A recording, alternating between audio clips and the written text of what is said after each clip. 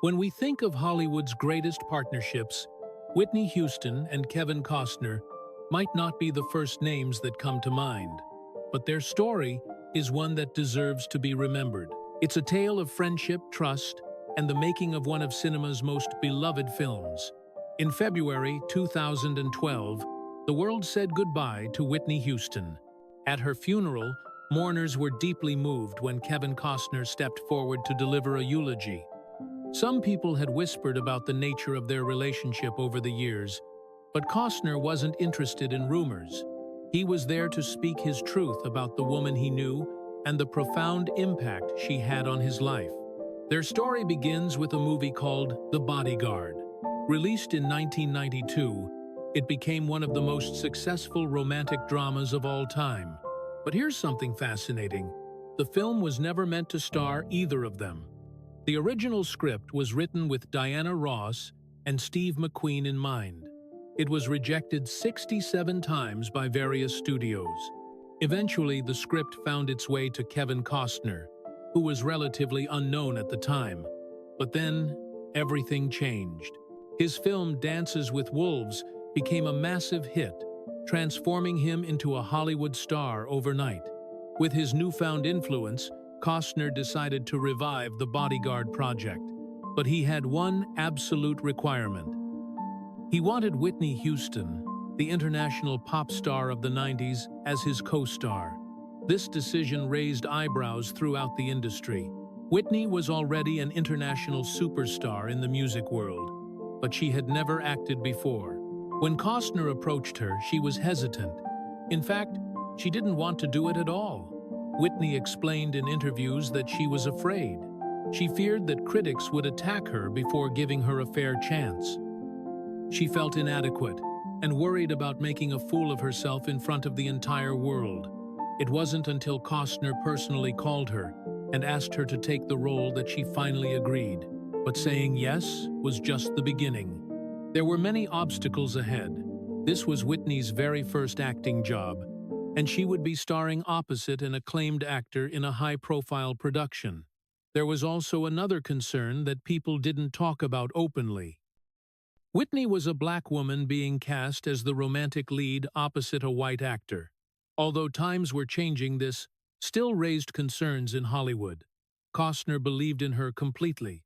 He encouraged her every step of the way. However, the studio wasn't as confident. They insisted that Whitney had to pass a screen test before they would approve her casting. Costner couldn't refuse, so Whitney had to prove herself. Many years later, at Whitney's funeral, Costner shared intimate details about that screen test day. He described how his heart broke when he saw her in the trailer doubting herself. Here was the biggest pop star in the world, feeling incredibly small and insecure. She seemed to find 1,000 things wrong with herself, and no matter what he said to reassure her, she didn't seem to believe him. Costner admitted something remarkable. He confessed that he had been tempted to rig the audition. In his own words, he didn't care how the test went. Even if she had performed terribly, he would have found a way to defend it as an extraordinary acting choice. But he stopped himself. He realized how unfair that would be to everyone involved, including Whitney herself. What happened next revealed everything about who Whitney really was. She asked Costner to leave her alone for a few minutes before the test began. When she came out 20 minutes later, they had to stop filming after just 4 minutes. Why? Because Whitney had applied much heavier makeup during those 20 minutes alone. Under the hot studio lights, the makeup began to melt, leaving her feeling scared and self-conscious. When Costner asked her why she had changed her makeup, she answered in a small, quiet voice. "I just wanted to look my best," she said. In that moment, Costner truly understood who she was. Despite her fame and success, she was someone who desperately wanted to do well. She carried her stardom like a heavy burden, always giving everything she had. The Bodyguard went on to become incredibly successful, earning almost $500 million worldwide. In Costner's view, all the magic belonged to Whitney. At her funeral, he spoke directly to her memory, saying, "Whitney, if you could hear me now, I would tell you that you weren't just good enough. You were great. You sang the whole song without a band. You made the picture what it was.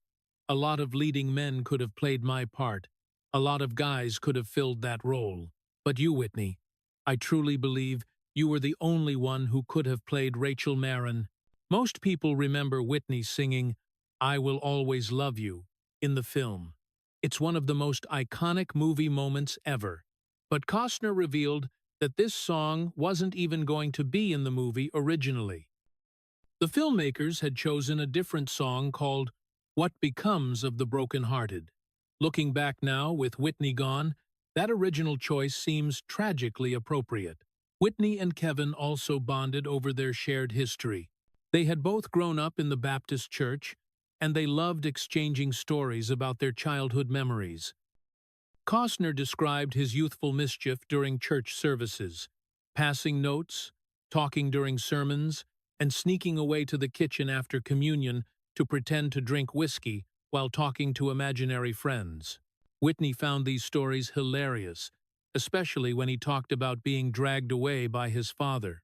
When Whitney passed away, Costner made a simple but powerful statement on social media. "She was my one true love." Later, he appeared on CNN to explain what he meant. He talked about the letters he had written to her when he learned she was struggling with addiction. Despite not enjoying writing, he had sent several letters, hoping to let Whitney know that he was there for her, hoping she might reach out for help. But those letters were never answered. He never knew if she even read them. In his eulogy, Costner spoke about how much he had loved her, but more importantly, how much it hurt him to see her constantly doubting herself.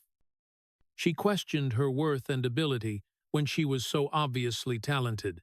In his opinion, she was a sensation, an icon, a phenomenon that could never be replicated. As he said at her funeral, she set the bar so high that even professional singers don't want to attempt her songs anymore. Near the end of his speech, Costner described Whitney as heaven's newest treasure, making even God wonder how he created something so perfect. With emotion in his voice, he said farewell, asking her not to doubt herself when she sang before the Heavenly Father. His final words were simple but deeply touching. "Don't worry, you'll be good enough."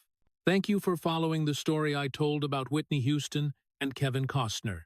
If you find this special friendship beautiful, even though it doesn't have a happy ending, please leave a comment. And don't forget to subscribe to the channel so you don't miss our next exciting videos. I'll definitely create amazing videos that help you learn more about your idol's life and relationships. Thanks.